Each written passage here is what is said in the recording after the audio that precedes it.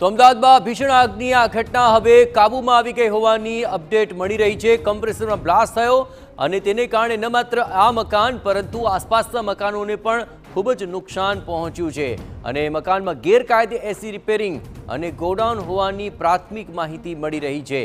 જો કે અહીં કરે કોઈ અને ભરે પણ કોઈ તે પ્રકારની ઘટના અહીં જોવા મળી છે, કારણ કે જ્યાં રહેણાંક મકાનની અંદર ગોડાઉન બનાવાયું હતું ત્યાં આખરે આ બ્લાસ્ટ થયો અને તે માત્ર એ મકાન એ ગોડાઉન જ નહીં પરંતુ આસપાસના મકાનોને પણ નુકસાન કરી ગયું।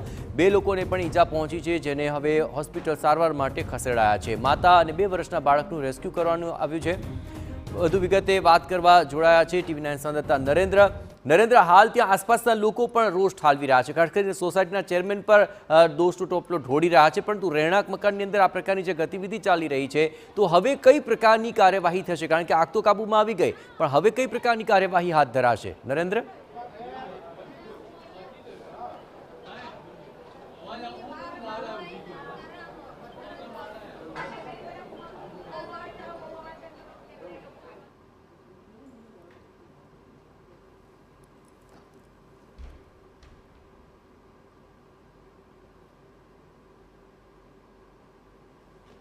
નરેન્દ્ર સાથે વાત કરીએ પહેલા દ્રશ્યો આપણે બતાવી દઈએ। જે સમયે આગ લાગી હતી ત્યારે કઈ પ્રકારના દ્રશ્યો સર્જાયા હતા એ જરા જુઓ। આ ગોડાઉનની અંદર અચાનક જ કમ્પ્રેસરની અંદર બ્લાસ્ટ થાય છે અને આગ લાગી જાય છે અને આસપાસમાં રહેલા અન્ય જે ટીન છે તે પર આ આગ પહોંચતાની સાથે આ ટીન ફાટે છે અને તેમાં ભીષણ માત્રામાં આગ લાગે છે। પણ સવાલ એ છે કે રહેણાંક વિસ્તારમાં એસીનું સ્ટોરેજ કેમ બનાવવામાં આવ્યું અને સોસાયટીની કમિટીએ આ અંગે કોઈ પગલાં કેમ ન લીધા? સ્થાનિક લોકો પણ આ જ રોષ ઠાલવી રહ્યા છે। તંત્ર હવે આ મામલે શું કાર્યવાહી કરશે તે તો સૌથી મોટો સવાલ છે જ, પરંતુ રહેણાંક મકાન વિસ્તારોની અંદર આ પ્રકારની જે કાર્યવાહી ચાલી રહી હતી શું ગંભીરતા ન કેળવી એટલે આ ગંભીર આગ લાગી ગઈ તે પણ એક સવાલ છે। સોસાયટીના હોદ્દેદારો હવે ગોડાઉન માલિક સામે કોઈ કાર્યવાહી કરશે? આ પહેલાં તો તેમણે કોઈ કાર્યવાહી કરી નહીં, પરંતુ હવે આ સમગ્ર મામલે શું કાર્યવાહી થશે? ફાયર વિભાગે કેમ કડક કાર્યવાહી ન કરી તે સવાલ છે, કારણ કે ગોડાઉન અંગે સ્થાનિકોના વિરોધને નજરઅંદાજ કરી દેવાયો છે તેનું આ પરિણામ છે। રહેણાંક વિસ્તારમાં એસીનું સ્ટોરેજ આખરે કેમ બનાવાયું તે પણ સવાલ ચોક્કસપણે ઉઠી રહ્યો છે, પરંતુ જો સોસાયટીના ચેરમેને યોગ્ય સમયે પગલાં લીધા હોત તો આ ઘટનાને નિવારી શકાય હોત। નરેન્દ્ર જોડાઈ ગયા છે। નરેન્દ્ર, આખરે ચેરમેન સામે રોષ ઠાલવી રહ્યા છે લોકો, ચેરમેન કઈ આ બાબતે કહી રહ્યા છે ખરા? અને ખાસ કરીને હવે આ આગ કાબૂમાં આવ્યા બાદ કઈ પ્રકારની કાર્યવાહી આ ગોડાઉન માલિક અને આ સોસાયટીમાં જે ચેરમેન છે તેની સામે થશે?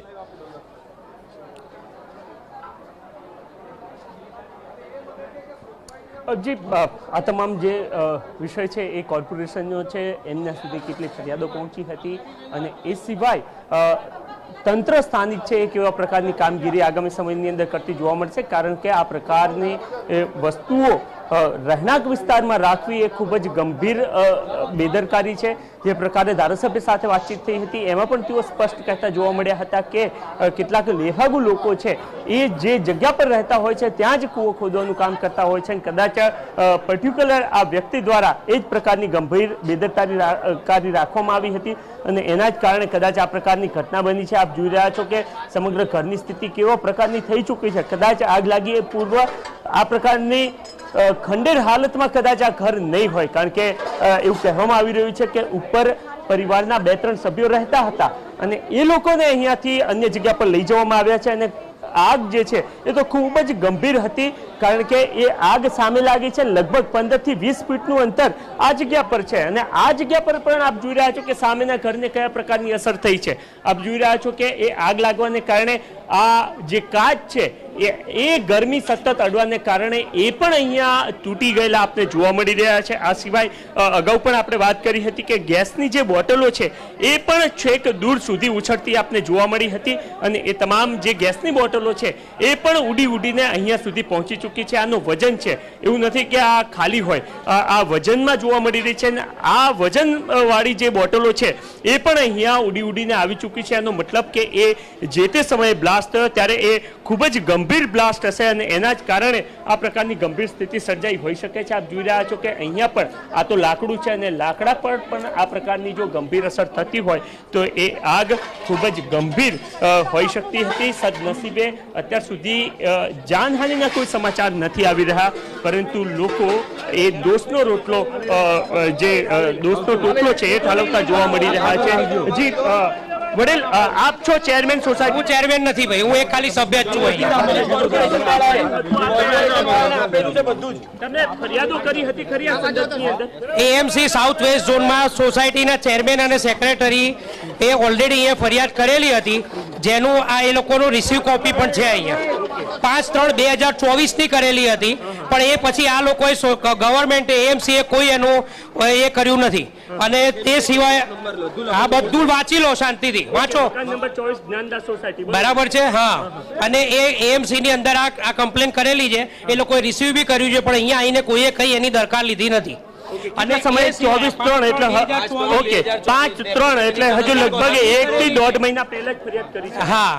ઓકે, તો આપને શું લાગે છે કે એમના દ્વારા મતલબ ખાલી અરજી સમજીને પૂરું કરી દીધું એમ? એ ગવર્મેન્ટ જાણે, પણ અહીંયાથી આપણે અરજી કરેલી હતી અને વારંવાર એ લોકોને આપણે નોટિસ પણ આપેલી છે, અને જે નોટિસ જે તે સમયે આપેલી એ પણ કાગળિયું છે, પણ એ લોકોએ કઈ એની દરકાર કરી નથી. ઓકે, એટલે પાવરફુલ લોકો હતા કે ખાલી નતા કરતા હતા? કોણ આ લોકો? એ તો અહીંયા જ રહે છે, સભ્ય જ અહીંના. જેમના દ્વારા ચલાવવામાં આવતું હતું, જે ગોડાઉન લઈને બેઠા હતા, એ કોણ હતા? એ કોઈ એવા ખબર નથી, એવું પાવરફુલ એવું ખ્યાલ નથી. મકાન માલિક જ છે, સભ્ય જ છે, સભ્ય જ છે અહીંયા સોસાયટી. તો તેઓ સભ્ય છે અહીંયા સોસાયટીના, એમના દ્વારા એ તમામ જે કાગળ છે એ પણ અહીંયા દર્શાવવામાં આવ્યા છે. અને તેઓ કહી રહ્યા છે કે કોર્પોરેશનના સંદર્ભમાં એમના દ્વારા ફરિયાદ પણ કરવામાં આવી હતી. એ ફરિયાદ કરી હતી છતાં પણ કોઈ પણ પ્રકારની કામગીરી કરવામાં નથી આવી. એનો મતલબ કે જેટલી પણ ફરિયાદો ચાહે મહાનગરપાલિકામાં કે અથવા કોઈ પણ તંત્ર સુધી પહોંચતી હોય છે, એની અંદર કોઈ પણ પ્રકારની કામગીરી થતી નથી હોતી. 5મી માર્ચે આ ફરિયાદ કરવામાં આવી હતી અને 5મી માર્ચે મોટી ફરિયાદ કરી.